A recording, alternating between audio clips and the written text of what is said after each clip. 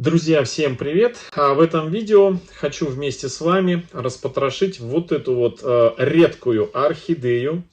И не только ее распотрошить, но и пересадить. Пересадить ее, друзья. Значит, эта орхидея появилась у меня в прошлом году. Купил я эту орхидею из частной коллекции.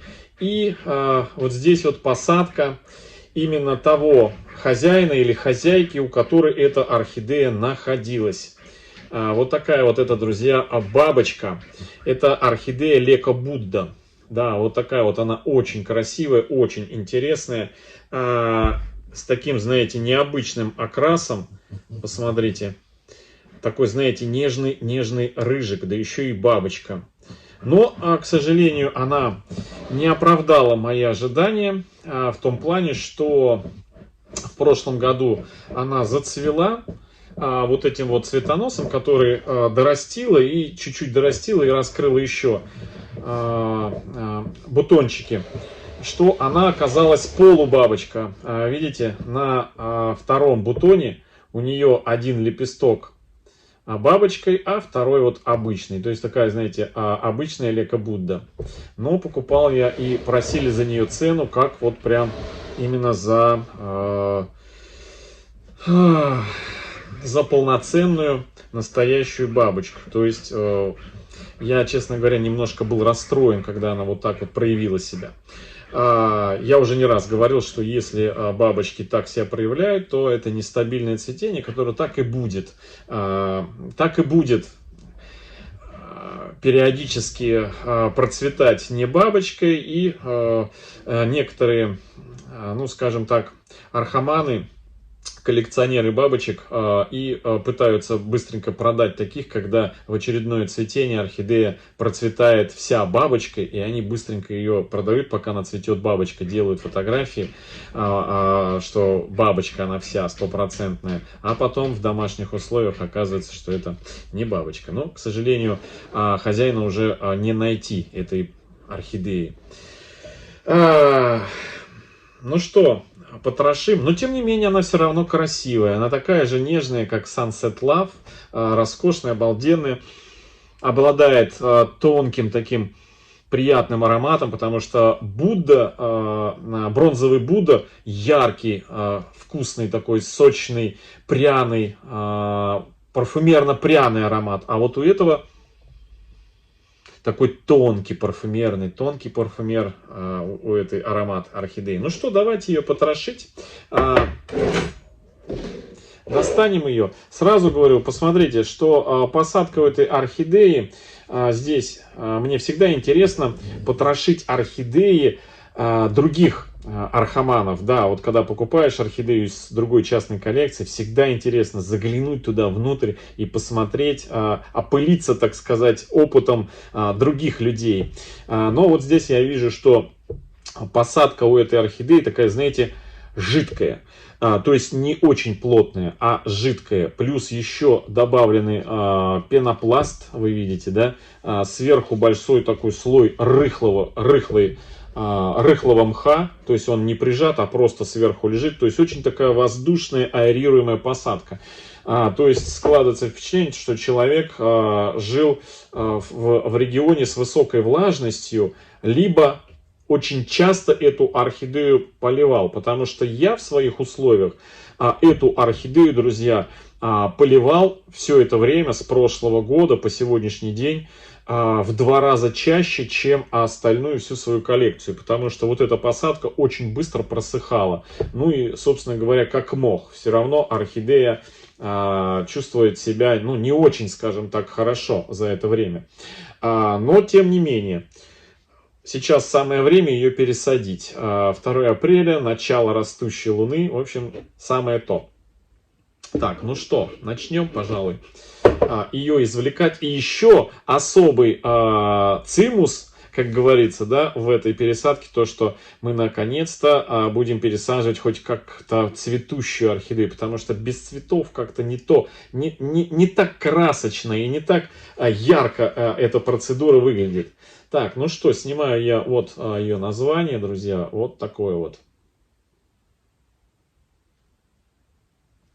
ее был обзор, есть фотографии в Инстаграме, был ее видеообзор вместе с Sunset Love и с бронзовым Буддом. Там четко все видно, эту орхидею.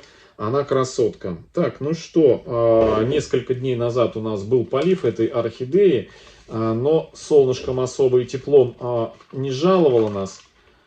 Довольно-таки легко выходит, друзья. Поближе к вам, к экрану. Буду вам показывать, что у нас тут выходит, какой грунт. Мне интересно посмотреть, что у нас тут под мхом. И у нас начинает выпадать археата, друзья, керамзит. Ой, господи. Ну вот честно, друзья, я ничего не хочу говорить про эту посадку. Но смотрите, значит, как говорится, слепила из того, что было, полюбила. Значит, здесь керамзит, раз. Причем такой, знаете, плотный. Дальше с керамзитом древесный уголь, плюс пенопласт, плюс кора, плюс археата. То есть намешана археата, кора обычная, простая, плюс пенопласт. И, собственно, вот, честно говоря, вот когда вот подобные вещи делают, а тем более, когда еще пенопласт кладут, вот мне всегда интересно задать вопрос, а зачем? Зачем пенопласт, зачем керамзит? То есть, в принципе, вот это два взаимозаменяющих, не знаю, компонента. Пенопласт так вообще считаю бесполезным компонентом, потому что в слишком, например, влажной среде на него садится очень хорошо грибок, поселяется на пенопласт. Поэтому вместо него лучше использовать пеноплекс. Так, ну убираю, друзья, я мох.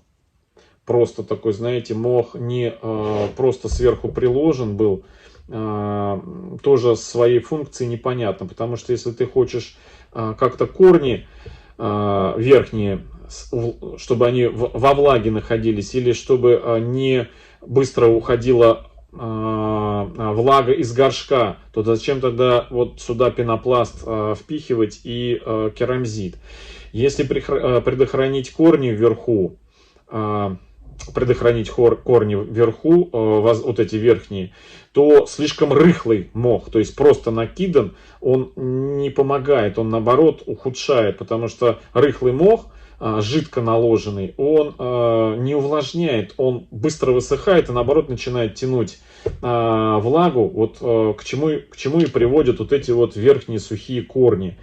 Вот, в общем, тут не знаю, иногда вот смотрю я посадки людей, когда накидывают кучу разных компонентов, прям вот кучу, такой, знаете, винегрет получается. И вот волей-неволей задается вопрос, а зачем тот или иной компонент? Зачем? Для чего? То есть, ну ладно, понятен, например, когда просто там пенопласт, керамзит, кора, чтобы уменьшить влагоемкость. Но когда добавляем мох, чтобы наоборот увеличить влагоемкость. То есть, в любом случае, весь этот грунт, он, не особо будет, как бы, не знаю, такие, знаете, противоречия.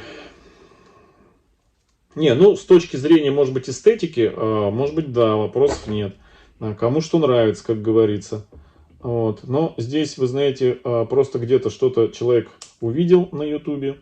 Смотрите, какая длинная шея. Длинная корневая шея. То есть орхидея не, как сказать, не молодая. Вот. И при этом у нее всего здесь 4 листочка. Один у нас уже начинает отсушиваться. Мы его снимем, кстати. Вот этот листочек, потому что он как-то желтеет. А по мне так не очень, как-то так не очень хорошо. Поэтому я его хочу снять и посмотреть, что под этим листочком у нас. Кончики начинают, там где проросли корни, начинают подгнивать. Поэтому естественно, что он начал немножко желтеть, но это не критично. Это не критично, друзья. Я удалил так лихо, потому что из него торчал всего лишь навсего старый цветонос. Вот он.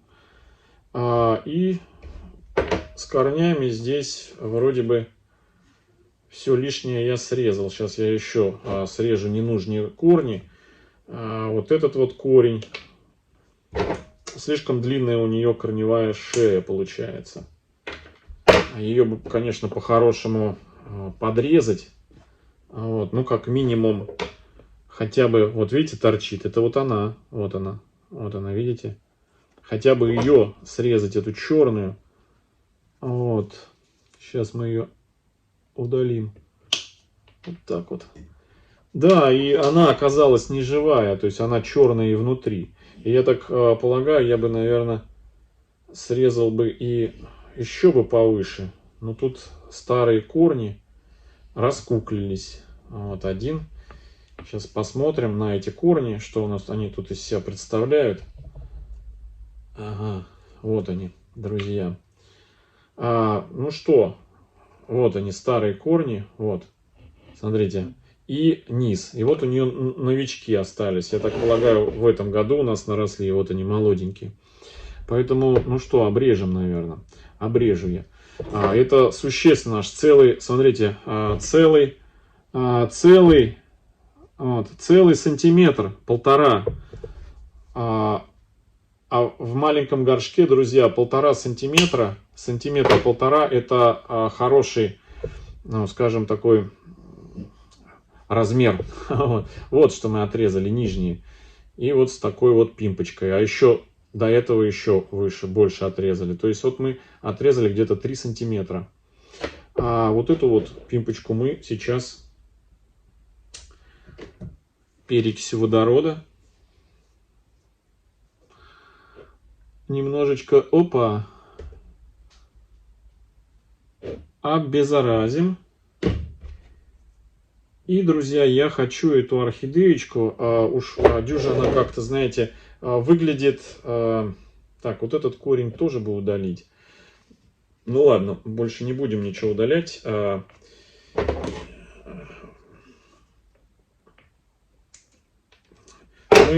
Хотел бы я эту орхидею, друзья, замочить, знаете, где, в чем?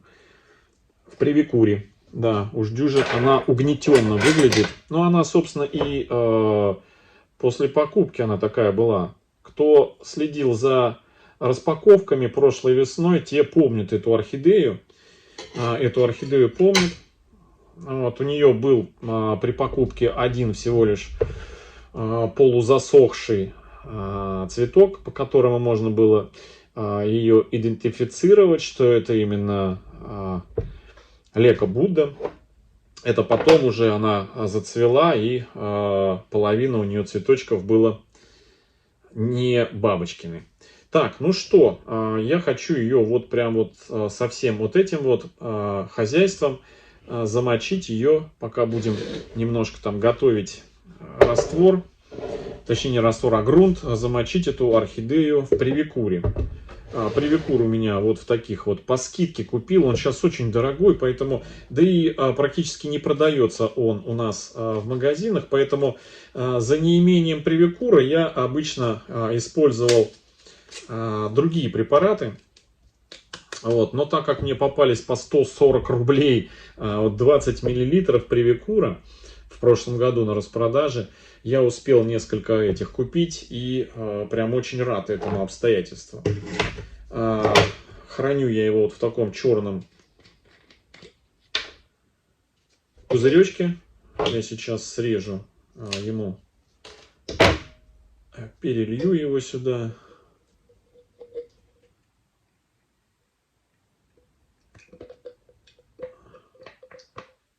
Вот так вот.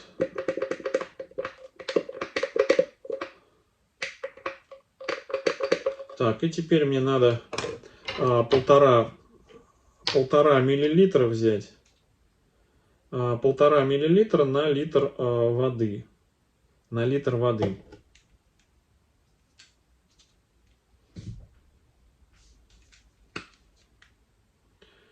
1,5 мл раствора.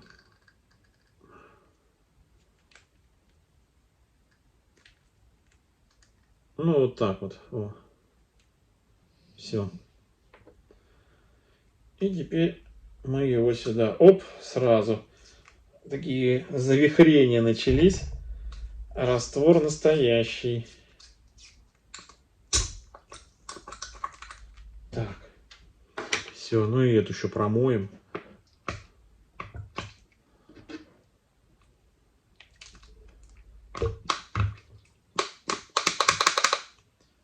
Так.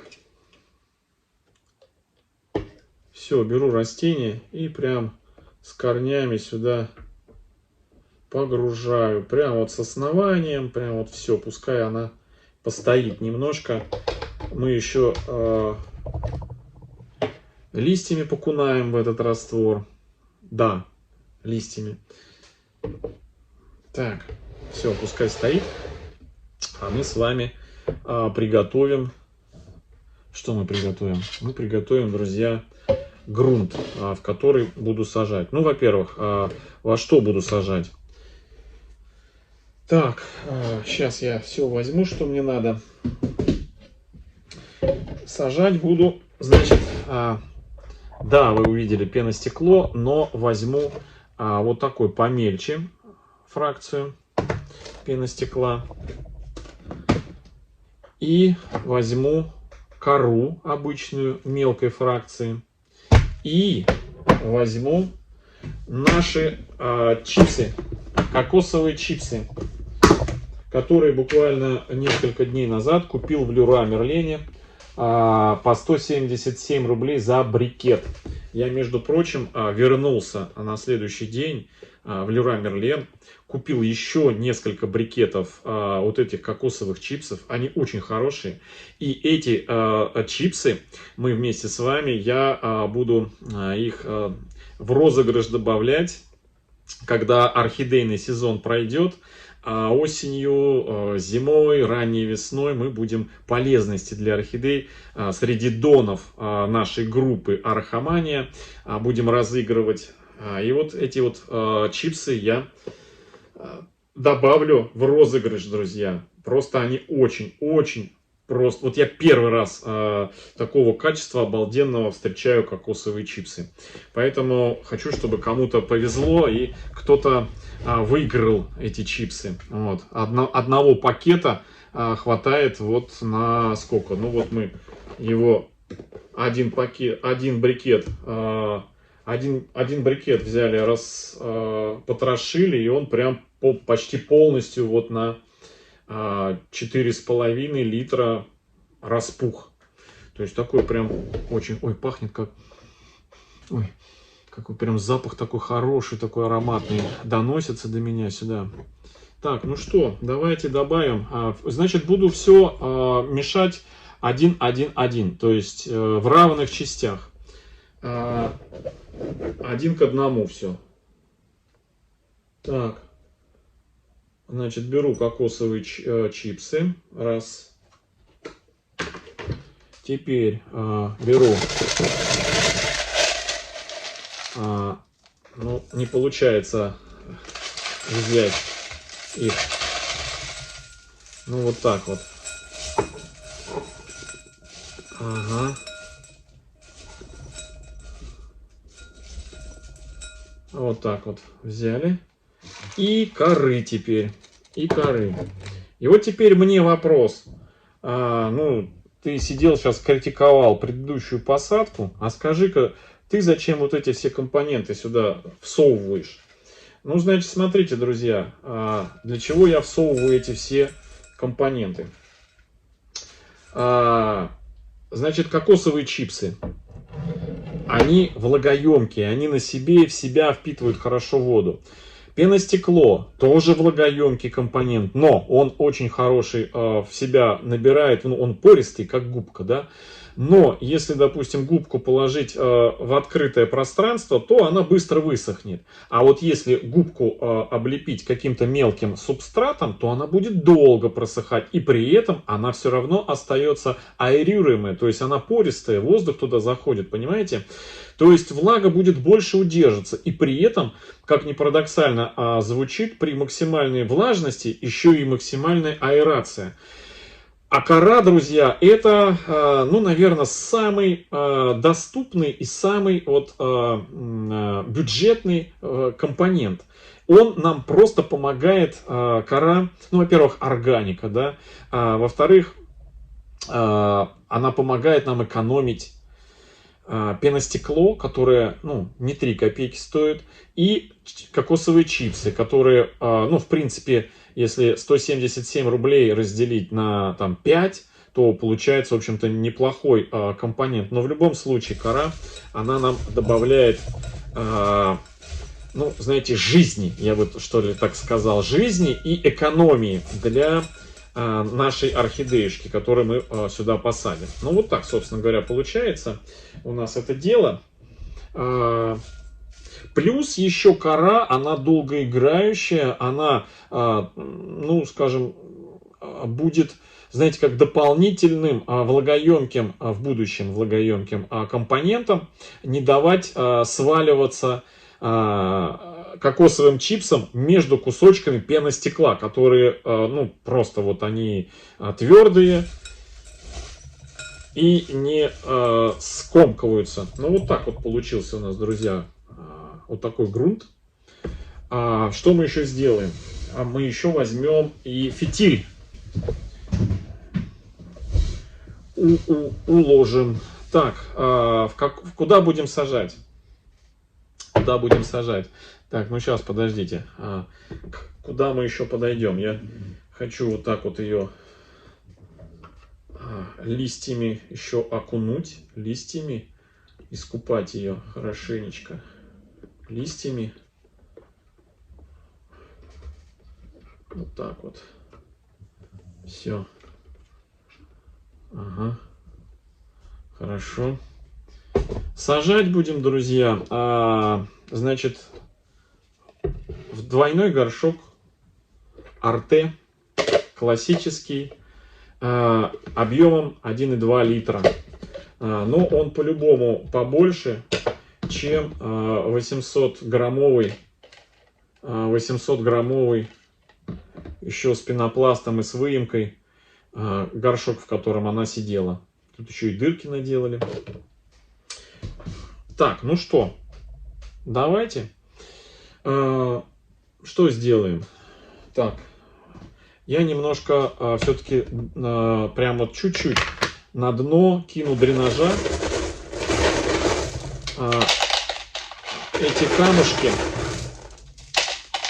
не дадут кокосовым чипсам перекрыть дырочки вот здесь внизу. Это на случай, если нам нужно будет достать эту орхидею, подышать, если вдруг там забудем ее, как это у меня нередко бывает, что я забываю орхидеи при поливе, ну не каждый раз, но раз в месяц, раз в 2-3 месяца точно какую-то орхидею забываю слить в воду. И она у меня стоит от 10 до 2 недель в воде. И потом, когда я при следующем поливе обнаруживаю эту склерозную вещь, вот, то начинаю судорожно спасать орхидею, спасать корни орхидеи. Так, ну что, на дно кидаю часть приготовленного грунта, даже можно не часть, а просто коры еще кинуть на дно. Вот так вот, чтобы корешки у нас соприкасались с корой. И теперь можно немножечко кокосовых чипсов нам накинуть сюда. Вот так вот. О, такую приготовить постельку орхидеи. Ну, теперь попробуем корнями. Зайдет она у нас туда. И я, заметьте, не отрывал куски коры, которые имеются у этой орхидеи, для того, чтобы ну, та микрофлора или еще там что у этой орхидеи образовалось на корнях. Так, ну, вы знаете, по высоте не подходит у нас вся эта история. Не подходит. В общем, хотел в одно посадить, а буду сажать совсем в другое. В общем, переигрываем посадку. Друзья, посажу в наш уже вот в такой вот надежный закрытый формат. Все то же самое. Значит, беру на дно, кидаю. Нет, не на дно. Сперва фитиль делаем. Вот. Сперва делаем фитиль, потому что посадка у нас закрытая. Посадка закрытая, и нам нужно с вами сделать фитиль из МХ, который будет поднимать воду на поверхность и распространять эту воду по внутреннему объему горшка. Вот такую, друзья, колбаску я делаю. С него даже, кстати, вода капает. Вот. И ничего, друзья, мох не покрывается никакой плесенью. Это говорит о качестве этого мха. Так, ну вот так вот делаю я.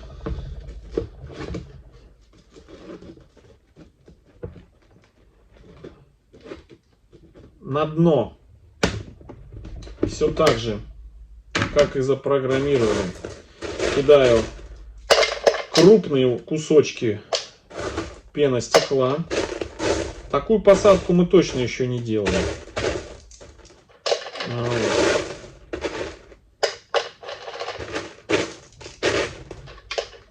Так, вот так.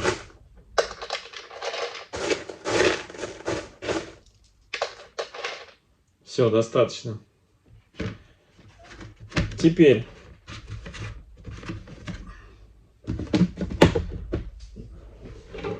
немного коры. Ну, коры, конечно, уже надо сюда немножко покрупнее кусочки взять, друзья.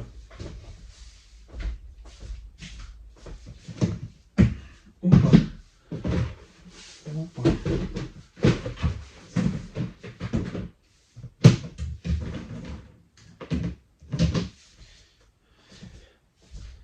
Вот, друзья, взял покрупнее вот такую вот кору, покрупнее. Это она у нас пойдет на дно. Вот так вот.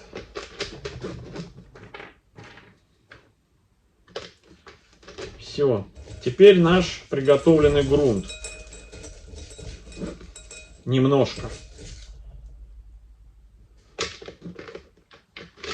Вот так. Теперь берем нашу красотку и пытаемся ее погрузить. Опа. В этот горшок.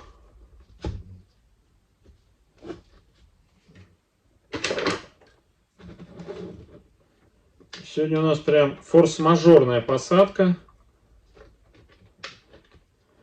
Вот, хорошо, пошла. Пошла. Пошла, родимая. О.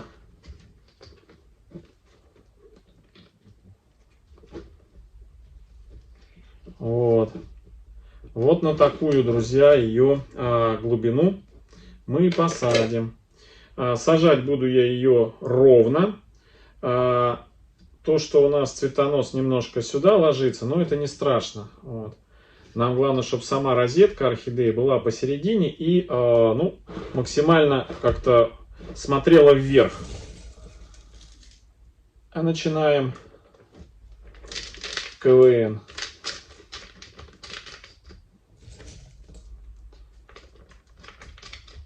Так что этот грунт нам подходит и в том числе для закрытой системы посадки. Но здесь нам поможет, безусловно,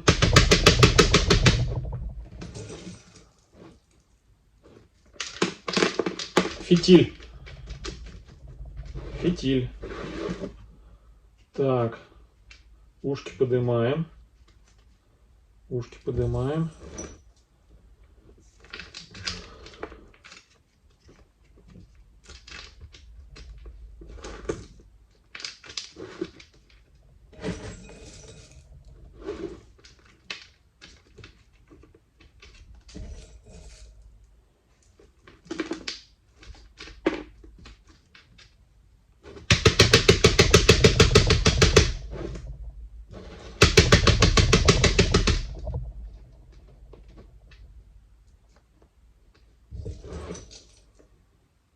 Этот полив сразу уже можно будет поливать без, ну, скажем, обязательного замачивания в течение, я не знаю, там 3-4 поливов, потому что сам по себе уже грунт такой, знаете,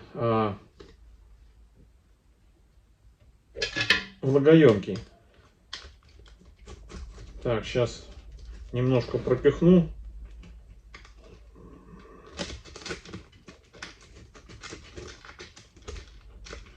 Так.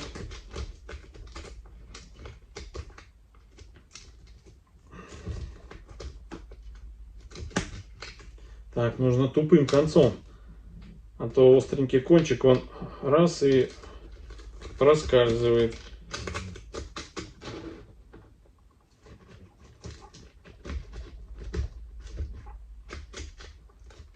Аккуратно, главное не повредить корни. Поэтому между корнями прям аккуратно. Так, ну вот так вот у нас получается это дело. Опа. С корой немножко. Сверху я возьму, размешаю просто кокосовые чипсы с корой. Это будет своеобразная шубка для того, чтобы верхние корни у нас не пересыхали.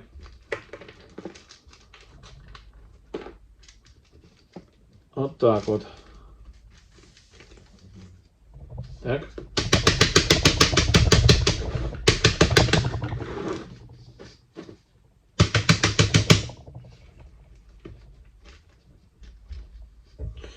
Так, ну и кусочками коры сверху заложу мох, чтобы он на нем зелень не нарастала.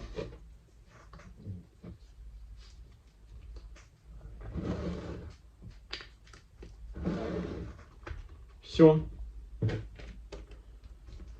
Вот такая вот, друзья, у нас получилась посадочка. Вот. Интересные, да? И поливать можно уже просто грамм 100 наливаем сюда. Может быть побольше, ну посмотрим методом научного тыка, сколько понадобится воды. Ну я думаю грамм, может быть даже 150. И желательно именно через, не с одной стороны наливать, где мох, а вот прям поверху пролил, чтобы вода у нас, протекая, стекая вниз, задерживалась вот в мхе. И в том числе в пеностекле. Пеностекло очень хорошо раз в себя воду и задержало. И все, и там держится. Таким образом создает влажность в этой части. Ну и, соответственно, мох, ту воду, которая стекла вниз, а он ее поднимает вверх и отдает соседним, скажем, этим компонентам. Кора и кокосовые чипсы, кокосовое волокно. Все. Тут храпун лежит под столом. Все, друзья, вот такая вот посадочка. Всем хорошего настроения. Вставляю бирочку. Думаю, Лека Будда будет наша посадка очень-очень приятной.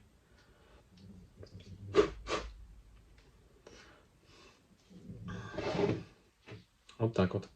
Все, друзья. Всем хорошего настроения. Всем до встречи в следующем видео. Всем пока-пока.